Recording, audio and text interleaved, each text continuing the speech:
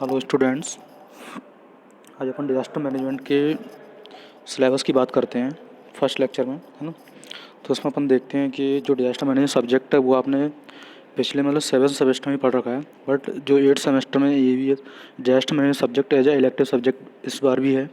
तो इसमें आपको कुछ मतलब एडवांस है, ज़्यादा कुछ नहीं है, बट इसमें मैं आपको बताता हूँ कि आपको फर्स्ट ऑफ ऑल इसमें अपन ये देखते हैं कि जो इसका जो मैक्सिमम मार्क्स तो आपको 120 का तो आपका यूनिवर्सिटी एग्जाम हो गया और 30 मार्क्स का आपका मिड टर्म मार्क्स हो गया, ठीक है। उसके बाद हम बात करते हैं, अपन यूनिट वाइज देखते हैं।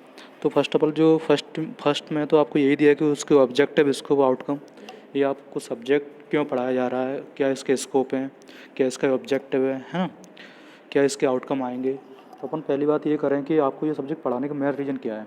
मेन रीज़न ये है कि सपोज करो अपन डिजास्टर मैनेजमेंट की बात करते हैं, तो डिजास्टर मैनेजमेंट में अदर ब्रांचेस के जो भी है वो अपने काम मतलब अपना योगदान दे रहे हैं, बट अब अपन ये भी चाहते हैं कि एक कंप्यूटर साइंस इंजीनियर का क्या योगदान हो सकता है ना, एज अ डिजास्टर मैनेजमेंट।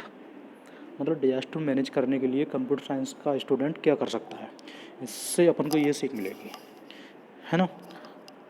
इसीलिए अपन इसको सब्जेक्ट को पढ़ रहे हैं। उसके बाद बात करते हैं सेकंड यूनिट की। उसमें देखिए, फर्स्ट आपको ये देखना है कि डिजास्टर और हजार्ड्स होते क्या है ना, पहले इनको समझना है। मतलब डिजास्टर क्या होता है, हजार्ड्स क्या होता है।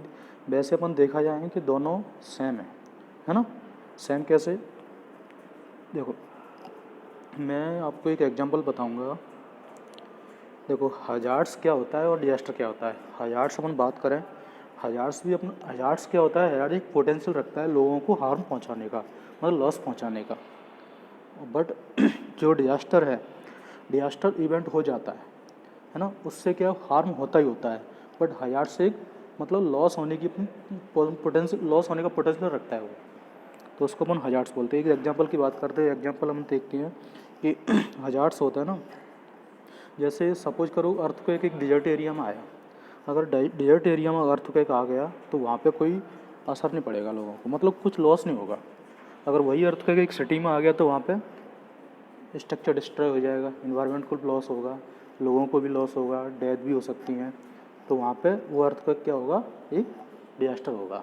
और अर्थक्वेक अगर डिजर्ट एरिया में आया तो वहाँ पे वो हजार्ड होगा।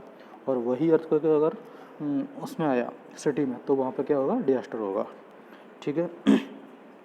उसके बाद में अपन को उसके सोशल इशू पढ़ने हैं, मतलब इशू कौन कौन है, सोशल और इन्वायरमेंटल इशू पढ़ने अपन को डिजास्टर और हजार्ड्स के, ठीक है। उसके बाद में उसके रिस्क और वल्नरेबिलिटीज़ पढ़नी है, ठीक है।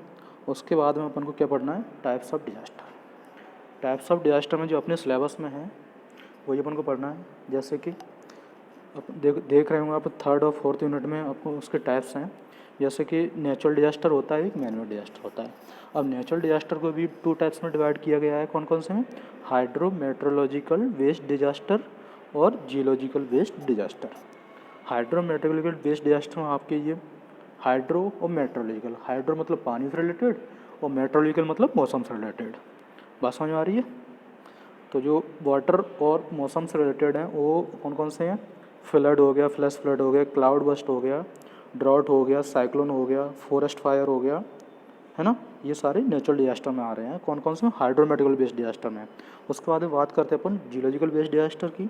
तो जियोलॉजिकल बेस्ड डिजास्टर कौन कौन से होते हैं, जो कि पृथ्वी से रिलेटेड, मतलब भूगर्भीय एक्टिविटी होती है, पृथ्वी के अंदर जो भी एक्टिविटी होती है उसकी वजह से जो डिजास्टर बनता है वो अपने जियोलॉजिकल बेस्ड डिजास्टर में आते हैं। जैसे कि अर्थक्वेक हो गया, सुनामी हो गया, टिसुनामी हो गया, लैंडस्लाइड्स हो गया एंड वॉल्केनिक इरप्शंस हो गया, ठीक है। तो ये अपने कौन से डिजास्टर हो गए, ये अपने जियोलॉजिकल बेस्ड डिजास्टर हो गए, ठीक है। उसके बाद हम बात करते हैं अपन मैन मेड डिजास्टर की। मैन मेड डिजास्टर्स अपने नाम से ही समझ में आ रहा है कि मैन मेड डिजास्टर कौन से होते हैं, जो कि ह्यूमन के द्वारा बनाए गए, ह्यूमन की वजह से क्रिएट हो गए हैं। जैसे कि अपने सिलेबस में दिया है टेक्सटाइल प्रोसेसिंग इंडस्ट्री हजार्ड्स, ठीक है। ये कि हजार्ड्स हो गया, जो कि जैसे कि जो टेक्सटाइल इंडस्ट्री है, कपड़ा उद्योग बोलते हैं उनको, तो उनकी वजह से जो हजार्ड्स हो रहा है ना, उनकी वजह से जो जो भी प्रॉब्लम्स हो रही हैं वो अपना मैनुअल डिजास्टर में आएगा। उसके बाद में major power breakdown. Major power breakdown समझते हो, जैसे कि जो इलेक्ट्रिसिटी है उसका ब्रेकडाउन हो गया, है ना। और traffic accident man made disaster में आएंगे क्योंकि ह्यूमन की वजह से हो रहे हैं। ट्रैफिक एक्सीडेंट हो गया। उसके बाद हम बात करते हैं अपन फायर हजार्ड्स की, तो ये भी अपना मैन मेड डिजास्टर हो गया। ठीक है, उसके बाद हम बात करते हैं लास्ट यूनिट में। लास्ट यूनिट में क्या है, management role in mitigating disaster in Indian textile industry. देखिए सपोज अपन बात करते हैं जो डिजास्टर मैनेजमेंट की जो साइकिल है, मतलब डिजास्टर को मैनेज करने के लिए जो उसके फेजेस हैं, 4 फेजेस होते हैं। फर्स्ट अपना मिटिगेटिंग, सेकंड प्रिपेयर्डनेस, थर्ड अपना रिस्पांस, फोर्थ अपना रिकवरी। तो अपन जो 4 फेजेस हैं उनमें से जो अपना मिटिगेटिंग वाला फेज है उसका क्या रोल है, management role in mitigating disaster in Indian textile industry. तो अपन को देखना है कि जो मिटिगेटिंग वाली प्रोसेस है उसको टेक्सटाइल इंडस्ट्री में कैसे फॉलो किया जाता है ना, ये अपन को देखना है। और role of production people in disaster management. ठीक है, तो अपन को जो 5th यूनिट में ज़्यादा कुछ नहीं है, तो ही अपने मेन टॉपिक है, तो ये अपन को ये इसमें कवर करना है। तो अपने कहने का मतलब ये है कि जो लास्ट ईयर का जो सिलेबस था और मतलब लास्ट सेमेस्टर का जो सिलेबस था और इस सेमेस्टर का सिलेबस में उसमें ज़्यादा कुछ नहीं है। इस वाले सेमेस्टर के सिलेबस में थोड़ा सा ये 4th 5th यूनिट में थोड़ा एडवांस है, बाकी सब सेम है ना। तो अपन को ये सब इसमें कवर करना है। ठीक है, और ये सारे जो भी टाइप्स ऑफ डिजास्टर की बात करते हैं, टाइप्स ऑफ डिजास्टर्स ही आपकी लास्ट वाली यूनिट तो उन्हीं से कवर हुई हैं।